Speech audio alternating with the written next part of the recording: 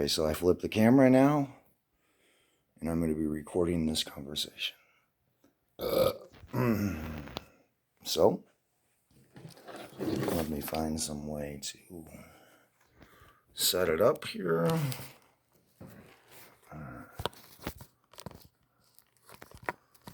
So, messages are evident.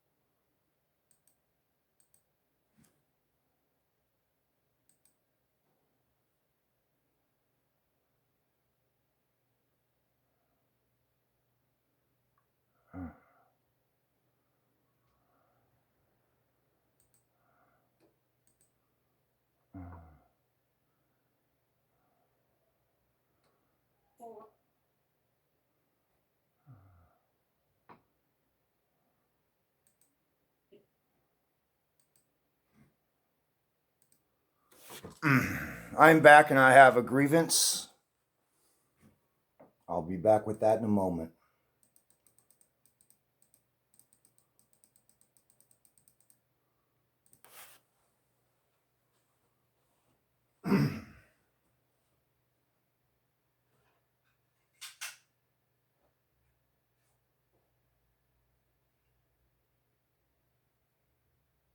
I was triggered this morning by what you said, blaming me for a sexual addiction due to the result of my post-traumatic stress disorder associated with my MST and my combat. That is not true. That is an incorrect assumption, and I will be back in a moment to offer my evidence on that. I'm afraid it's fair for me to speak for myself in rebuttal.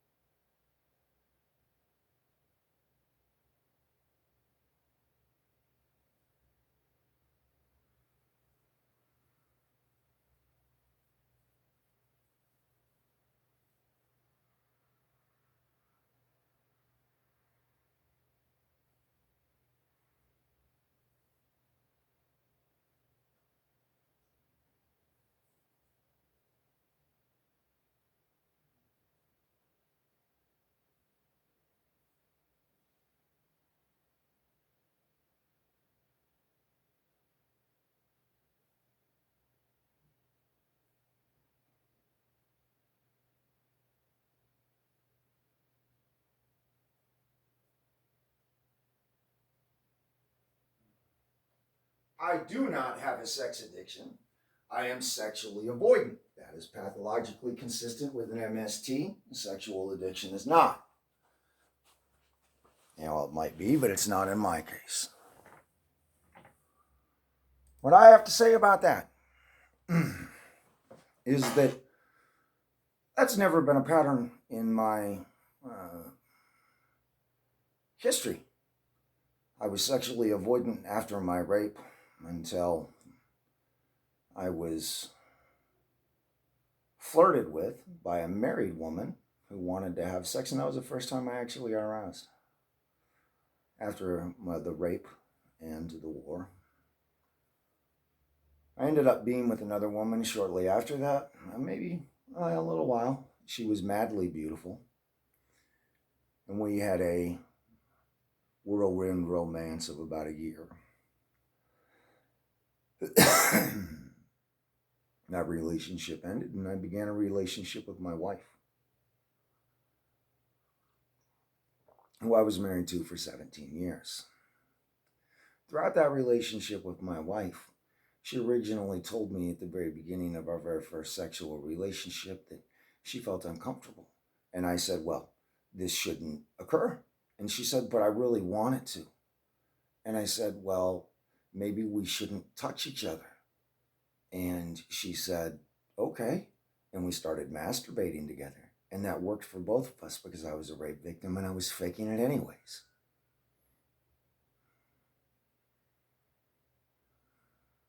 That began a pattern of a relationship that began with mutual masturbation and having fantasies together. If at one point or another she wanted me to have sex with her, I would have sex with her. She had to ask me, and then I would do it. It was usually after an orgasm that was self-stimulated.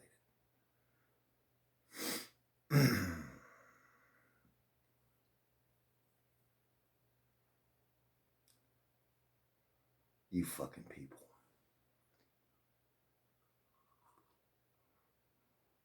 Over the years, we had many fantasies. I was trained well. I made her come a few times, and then she told me when she was done, and then I was allowed to come. That was our relationship for 17 years. That was our sexual relationship for 17 years. It got to a point in our relationship where I just didn't even really want to have sex. There was a lot of time I was independent from my wife. I was living in different locations than she was. I didn't have any type of sexual dependency upon her. I was traveling around the world. I had a business, I had a company, I had all of that shit going on. That was a sexual relationship. By the time it got to the point where she had an affair and we were about ready to be divorced, I told her that I didn't, we were only having sex like once a week at most. And we were getting together just so we could have sex and I could see the family because I was working that fucking hard. That's what I was doing. I was working. I was working for our family. I was working to provide the living that we had. She asked about this affair. I said, no, I'm having too much problems in my life right now. I can't do that. There's an email written to that effect when she sent me an email saying, hey, I did this thing. And I said, what? And then I went home. We had a big fight about it. It lasted almost fucking 30 days. We fought over that shit. And she told me she really wanted it bad. And she told me all these ways of how it would make our life better. And she said at the end that she would write it down. And I told her I needed it. I was like, there's no fucking way I'm going to do some shit like this. I need you to, everything that you just told me, I need you to put on paper so I have it. And she did. She hand wrote that shit. I saved that letter and I gave that letter to Dr. Borg. There's a process throughout the affair for shitting all over my boundaries, and she did that because she said it made her feel good. I eventually told her I wanted a divorce, and I got the fuck out of there, and I moved on with my life. I got to the other side of town, I got rid of all of my friends, I brought on a whole new set of friendships, and I did this other thing, living life. There was a woman I was attracted to, insanely attracted to. She was with a man, so I didn't say shit about it. She said even she didn't have any idea that I was attracted to her good because she was with another man. That was the point. I'm not going to show any type of attraction to a woman who I know is with a man. I respect that relationship. I'm not going to do that.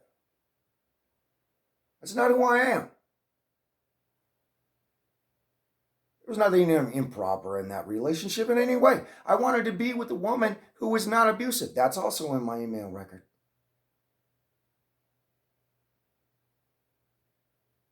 She just got graduated from college in psychology. I thought maybe she knew how to not have how to have a non-abusive relationship. And it turned out that maybe she was, I don't know who she is. I'm not going to speculate. So, that occurred. Then there was Cheryl. Cheryl was a friend.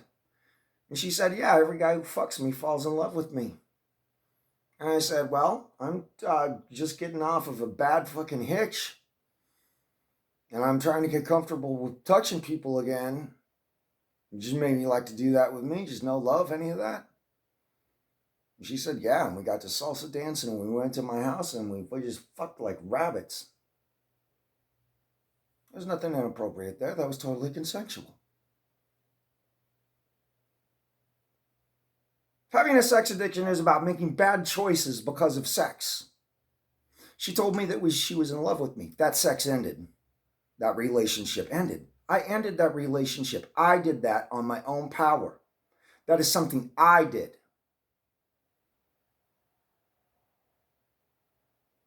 And I said, fuck all that bullshit. And then the things went south with Melanie interfering in my fucking court case and me losing my lawyer. And all that shit happened. And then I met this girl in Ukraine. And that's where that began. So, as I stated, I went there 3 times. My relationship was exactly as I stated.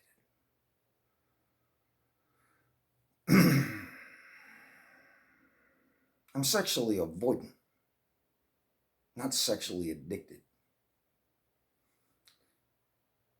In the last years, I've been single. I've been married. I've been single, man. And I've been dealing with that rape for the first time. I talked about it, and then I started thinking about maybe what I really want. And with this Soriana girl, I started just to be who I was. I found a different woman on a different website, so I told her who I was. What I was finding out, and she stood by me through that whole process as I went through the rape. I tried breaking up with her as soon as I was treating the rape because I knew that could be harmful to her. And she said, no, I want to be a part of this. And she kept saying that over and over again. I tried breaking up with her several times. That's all a matter of record on Victoria Hearts. There's 800 fucking letters written to all that effect.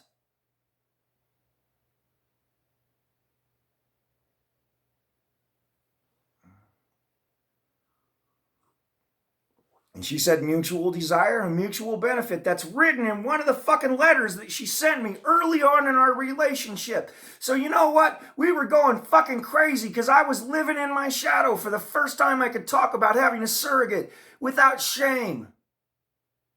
Because I wasn't married, it wasn't my wife.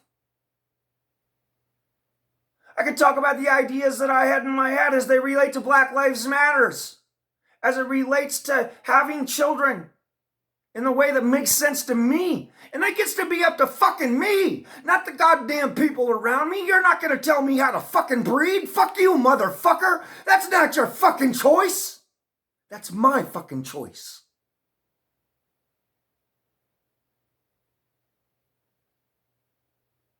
So I finally felt free in a relationship just to be who I was. And man, I was. And we got into it, man. And we started having fucking masturbations. I just was having a fucking great time exploring all of that sexually. Finally, the woman who I loved, she was going to be with this beautiful black man. They were going to have this thing.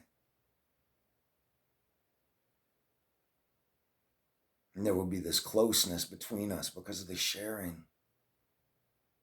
and the understanding and the caring and the freedom and just tenderness of all of that. But no, I had to be taught a lesson. That was somehow a mistake. And here I was left with this. And now, I've been living independently strong with my own trailer, my own Jeep, living in the forest. It's just strong, having my fires, having my life, meeting people in the forest, living a different kind of life, a life that made more sense to me than this. Until I found out I had cancer. I found out I had cancer because I had pneumonia. And I had pneumonia, I believe, because the people who were following me poisoned me with community-acquired pneumonia. That's my theory. Somebody was in my camp. I heard them. I heard an electric car in my perimeter late at night. And I wondered if maybe my water supply had been compromised, and sure it had pneumonia. I ended up with pneumonia. I was vomiting everywhere. I went to the hospital. I thought I had COVID. I had to be socially responsible with that, and I had to worry about my own life. I couldn't take care of myself anymore, so I went to the hospital. And at the hospital, the doctor told me he was 99% sure that I had metastatic traveling cancer and that he wanted to check me into the hospital and do biopsies and all that shit immediately. And I said, whoa, back the fuck off, motherfucker. I'm not ready to die. You just laid some heavy shit on me and I'm not ready to die. So, I parked my camper. If I got my Jeep and I came back to Oklahoma City where my family's at. I knew my daughter was going to be coming here in about a month. Brother was here. Dad's here. They said, we got a house. We chipped in on it. We all got you a place to live. Get on down here. I did, and here I am. And I've been going through the cancer treatment the last few months. Now, the people here on this website are aware that I have cancer. Are they aware of the bullshit fucking story they created to back me into a corner, to shut me the fuck down? Because here they are controlling my needs again, and I'm losing my car. And I'm losing my car because I can't afford all this shit. I was living the way that I was. I hadn't planned for some shit like cancer. And maybe that was just me not knowing what's up. And I'll think that through next time. But this is me knowing. So I've been sitting down here still talking to these people. Still talking to the people who I thought were my friends. Telling them that I found on the internet evidence. That there's evidence that if you unpack a fucking rape that happened 30 years ago, you're setting yourself up for cancer. There's evidence of that. There's fucking evidence. There's also evidence between the inflammation of the nervous system, which is caused by stress, and the associated Bell's palsy. That shit is fucking connected. There's Science 2017 peer-reviewed studies published by universities worldwide that offer that information. And then the VA tries to tell me that the triggering doesn't have anything to do with Bell's palsy. Bull fucking shit! It absolutely does. And this is what I'm saying about this system putting veterans at risk and putting veterans in danger. I told you just yesterday, and then you fucking triggered me. This is what I mean. Now, see, in this court case, you're not going to be able to hide this kind of fucking shit. It's going to be part of the goddamn discovery. And I'm going to have this fucking evidence.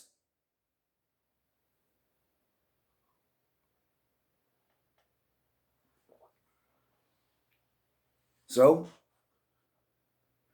here I am triggered again. As I was symptomatic of Bell's palsy yesterday, and my self-care has been running low, and everybody sees that. Why am I being hit with these kind of things? Why? And then you tell me, well, it's because you're a sex addict. Well, Jesus Christ, my self-care is fucking falling apart. I'm sitting here, you're not who you said you were, you're all these other fucking different things. Now you're saying you're the girl from the past, and I'm saying I don't want to hurt her. I still don't have my shit figured out. And then you hit me up with this bullshit about sex addiction. And I'm going to tell you straight up, you're fucking wrong about that. Now see, this is all part of the movement's problem. Now this woman who attacked me where all this shit began, her name is Naomi. We all know who she is. I'm not going to put this out there because I don't want the rest of the people knowing because I'm going to be making this video public.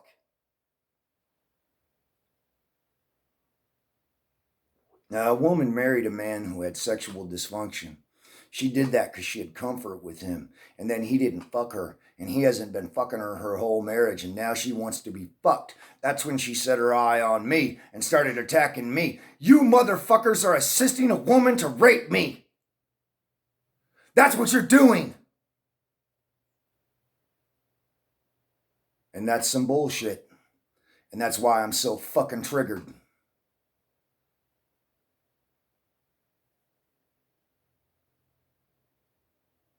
She's gonna fucking somehow sexually educate me on who the fuck to be as a man? No. And neither is the system. I'm not gonna take ownership for sex addiction when I know sex addiction is not the problem. That is you blaming me and asking me to carry your cross. I'm not gonna carry your cross, nor am I gonna marry you. I don't have to account to anyone in this world. I can be single and fuck as many women as I want. You can't do shit about that. Who the fuck are you? I am Antifa.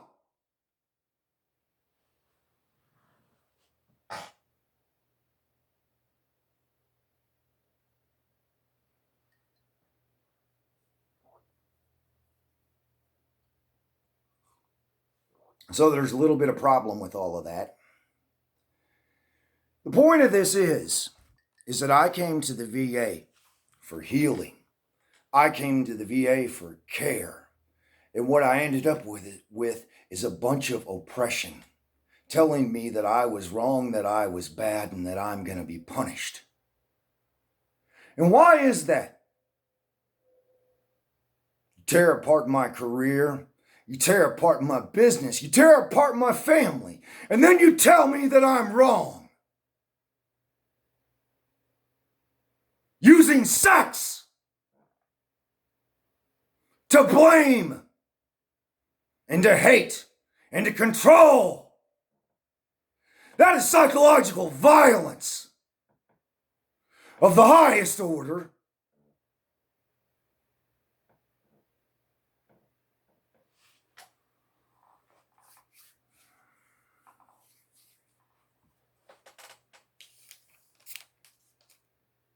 I do not have a problem with sex addiction, as I do not masturbate in order to feel better. I masturbate because it's a normal part of my sexual and emotional and physical needs. We all need touch in our lives. We all need orgasms in our life. It helps us relieve the cortisol that occurs in our bodies as we stress. It is especially helpful to PTSD vets. And you're going to call us wrong and blame us?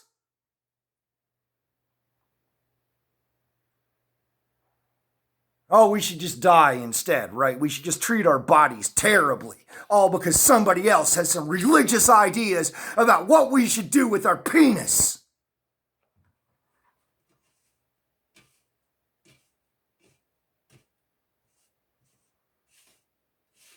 No, thank you. I'm going to take care of my cortisol releases. I'm going to enjoy my sex life.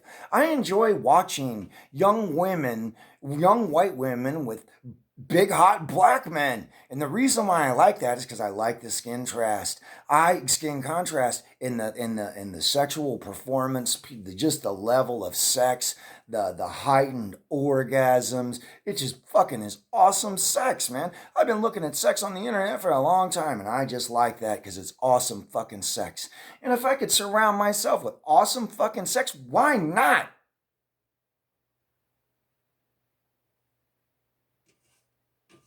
But if it's going to come at some goddamn giant cost of some woman needing to control me and exploit my vulnerabilities and call me bad names and call me wrong, no, I will not do that with you or any other woman ever. I will respect myself, treat myself with kindness and love and care. You may not care for me, but I do. Now, the whole point of this system and all of this is I've already been through this.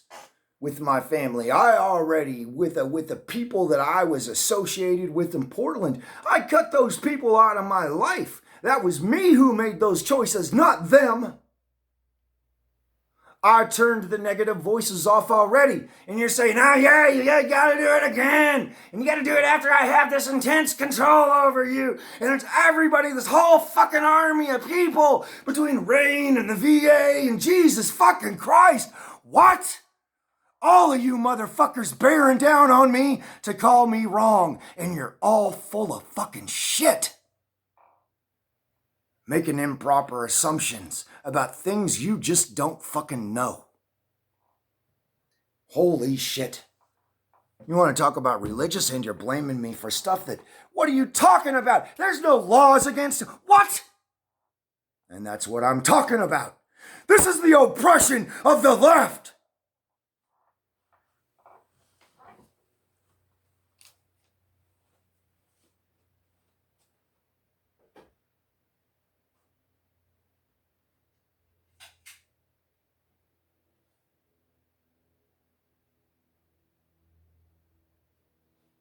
I will not forego my security for the sake of the comfort of the people around me.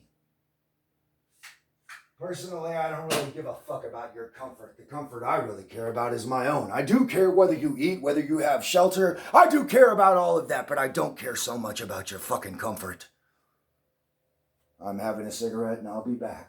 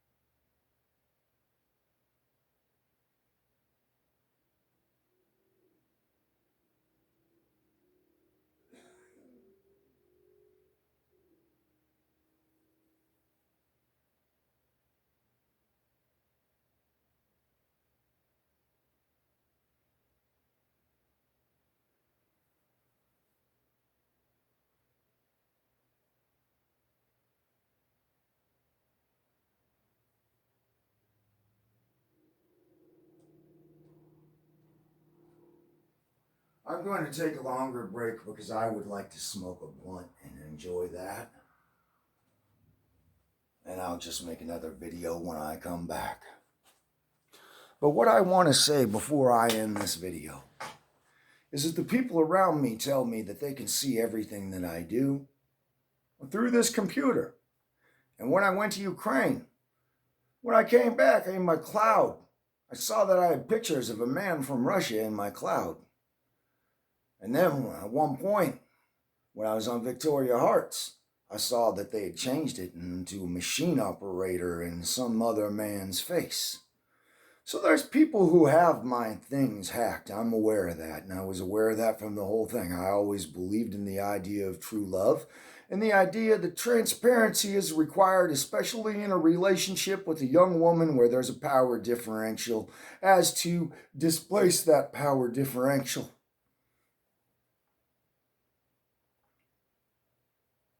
So I didn't mind so much as long as I thought they were my friends. But what I found is they're not my friends. They are not my friends at all. And they tell me they can see what I am doing. They can see what I eat. They hear me speak. They know what I'm doing in other rooms. They know where I go. They're watching me on satellite. They're watching my phone. Everything about what I have in any type of connection with this world electronically is being controlled by the people around me. Isolated, controlled.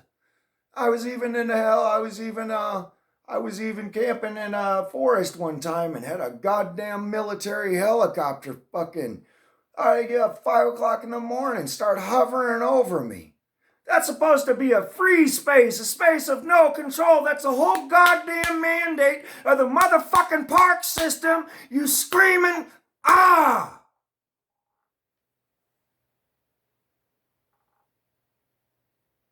I don't think so. All of this is oppression. All of this is hatred and control, and I believe, in my personal opinion, all of this is related to the psychopathy around us.